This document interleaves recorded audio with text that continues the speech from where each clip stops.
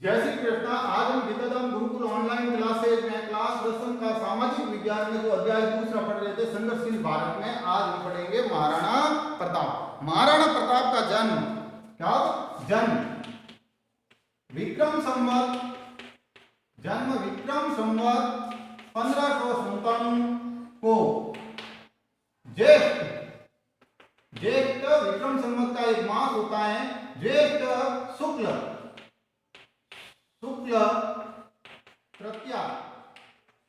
तृतीया रविवार के दिन तारीख थी 9 मई 1557। 9 मई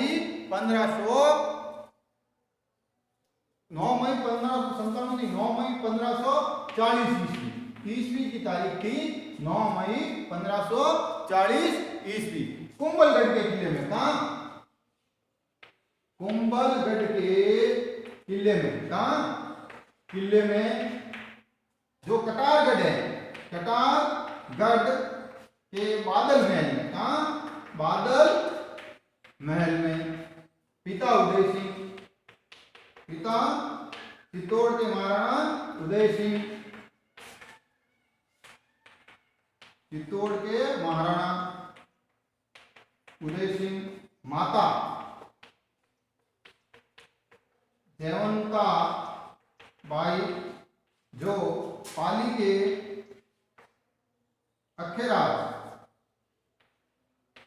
अखेराज सोनग्रा की पुत्री थी। नाना का नाम अखेराज सोनग्रा था। विवाह इनका हुआ था अजबदेव पंवार के साथ। कब? 1557 ईस्वी में अजबदेव पंवार के साथ। और इसी अजबदेव पंवार से है जो अमर सिंह का जन्म हुआ। क्या हुआ? अमर सिंह, महाराणा प्रताप के पुत्र अमर सिंह का जन्म हुआ। वो तारीख थी आपकी 16 मार्च। कब? 16 मार्च 1559 ईस्वी। 1559 ईस्वी। और होली के दिन, कब? महाराणा की उम्र जब 32 वर्ष आयु थी, प्रताप किसकी 32 वर्ष आयु थी महाराणा प्रताप की, तब उनके पिता का होली के दिन है जो उनकी मृत्यु हो गई, महाराणा उदय सिंह की। और उनका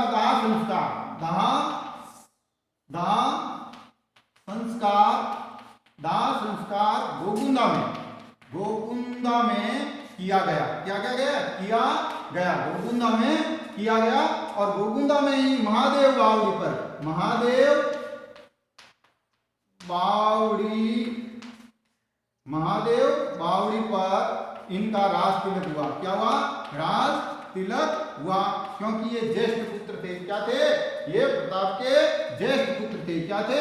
ज्येष्ठ पुत्र होने के नाते और योग्य होने के नाते उदय सिंह ने है जो अपने एक दूसरा पुत्र था जगमाल। क्या था? उदय सिंह ने अपना दूसरा पुत्र था जिसको नामित किया था जगमाल को। क्या? जगमाल को महाराणा के लिए नामित किया था। लेकिन सामंतों ने उन्हें अपदस्थ कर दिया और महाराणा प्रताप को है जो राज तिलक किया।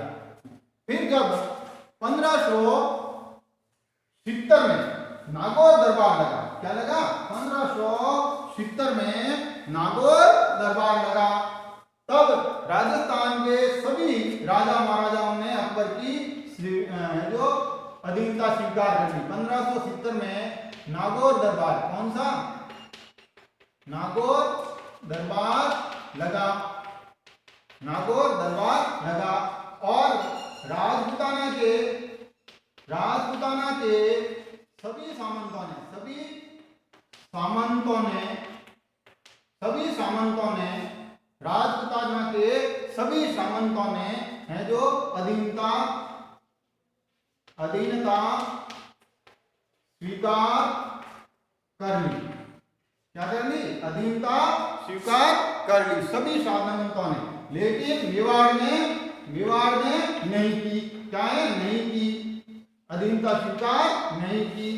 तब अकबर को है जो अधीनता स्वीकार करने के लिए, अकबर ने अधीनता स्वीकार करने के लिए या करवाने के लिए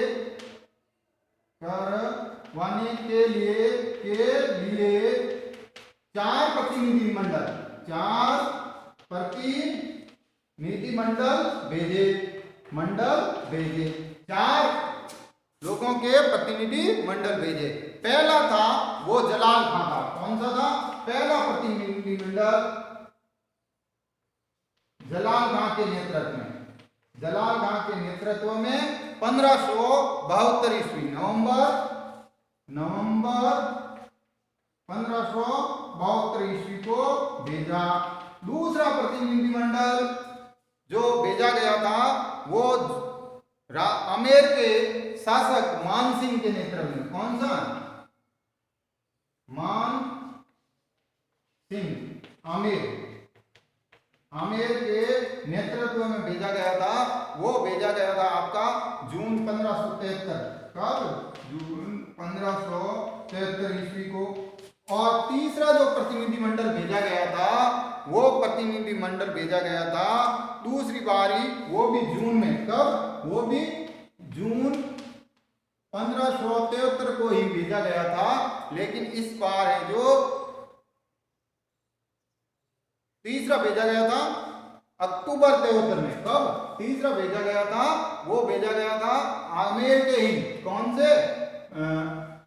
भगवंत दास आमेर। कौन सा? आमेर। वो भेजा गया था अक्टूबर 1573 में। कब? 73 ईस्वी में। और चौथा प्रतिनिधिमंडल भेजा गया था, वो भेजा गया था टोडरमल को। क्या? टोडरमल को। और टोडरमल को चौथा प्रतिनिधि, जो टोडरमल नवरत्नों में से उसका एक था, और इसको भेजा था दिसंबर 73 में। कब? दिसंबर 1573 ईस्वी में भेजा गया। जब ये चारों प्रतिनिधि मंडल हैं जो असफल हो गए उसको अधीनता स्वीकार कराने में, तब है जो अकबर ने उसको है जो युद्ध में बंदी बनाने की ठानी। क्या? जब ये चारों असफल हो गए तो युद्ध में या युद्ध के द्वारा बंदी बनाने में है जो योजना बनाई अकबर ने। लेकिन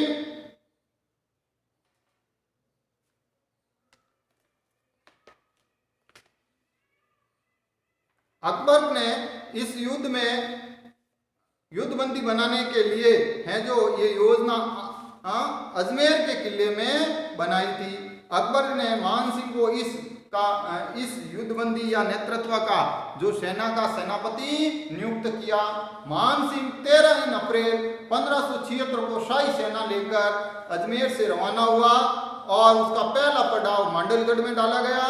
2 माह तक वो वहीं रहा। उसके बाद आगे नाथद्वारा में लगे हुए खमनोर के मेलाना गांव के पास अपना पड़ाव डाला।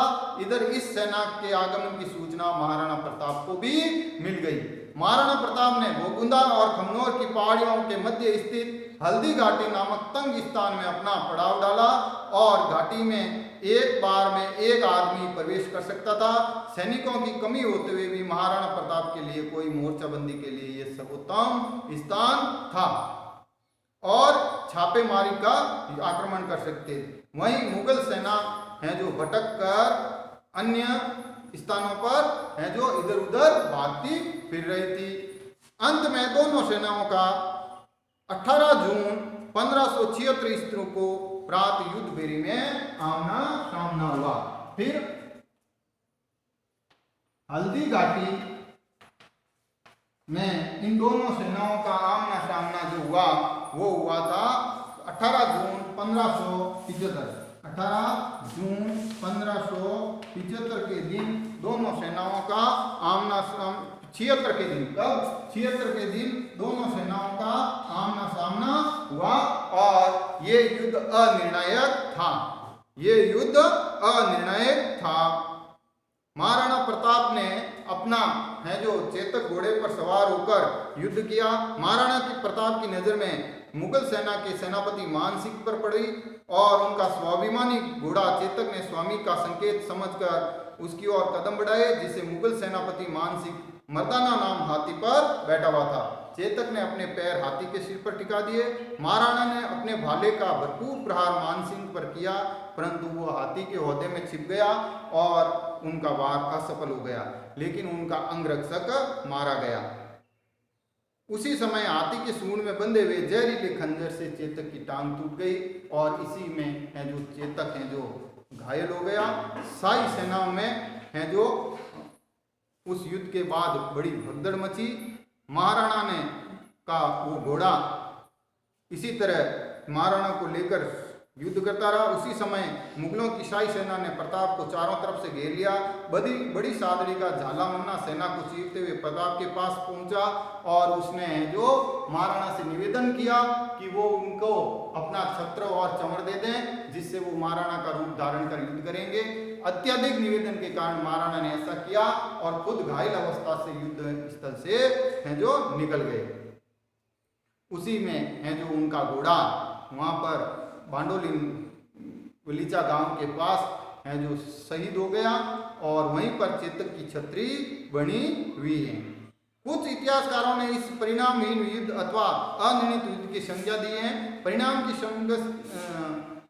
समीक्षा हेतु पुस्तक के अनुसार निम्न उद्देश्य विवेचन किए गए हैं कि अकबर ने महाराणा को जीवित पकड़कर मुगल दरबार में खड़ा कर अथवा मार देना था या फिर उसका संपूर्ण राज्य अपने में मिला देना था, लेकिन अकबर का ये उद्देश्य विफल रहा है।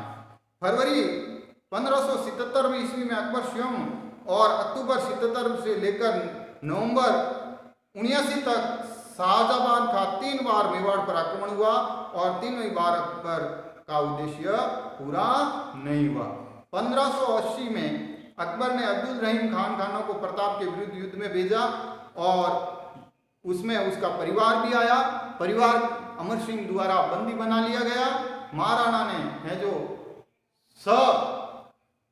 कुशल उस परिवार को वापस रहीम खान के पास भेज दिया और मुगल सम्राट अकबर ने 5 दिसंबर 1584 को आमेर के भारमल के छोटे पुत्र जंगवान कच्छावा को प्रताप के विरुद्ध भेजा। उसे भी सफलता नहीं मिली और इसी विजय के पश्चात महाराणा प्रताप ने 1583 ईस्वी के लगभग मेवाड़ के उत्तर पश्चिम भाग जो छप्पन के मैदान से प्रसिद्ध था के लूणा चामुंडिया को पराजित कर चावंड को अपनी आपातकालीन राजधानी बनाया। चावंड 1585 से अगले 28 वर्षों तक मेवाड़ की राजधानी रही और यहीं पर महाराणा प्रताप ने चामुंडा माता का मंदिर बनाया।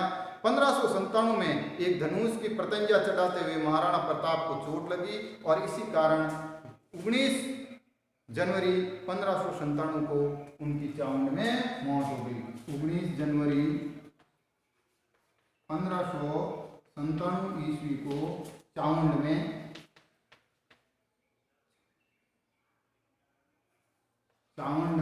उनकी मृत्यु हो गई।